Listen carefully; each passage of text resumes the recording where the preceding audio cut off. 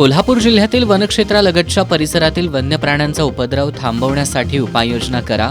आमदार सतेज पाटील यांचं मुख्य वन संरक्षकांना निवेदन. कोल्हापूर महानगरपालिका निवडणुकीच्या छाननी प्रक्रियेत 21 अर्ज ठरले अवैध. इचलकरंजीत डी झोनमध्ये 1 अर्ज अवैध.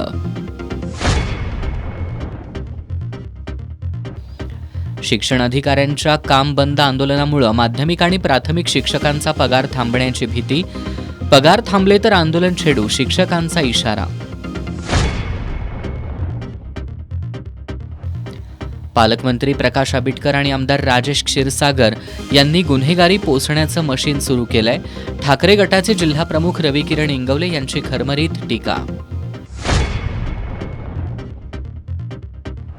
आणि 31च्या निमित्तानं कोल्हापूरकरांची मांसाहारालाच पसंती. नववर्षात संकल्पपूर्तीसाठी प्रयत्न करण्याचा कोल्हापूरकरांचा मानस.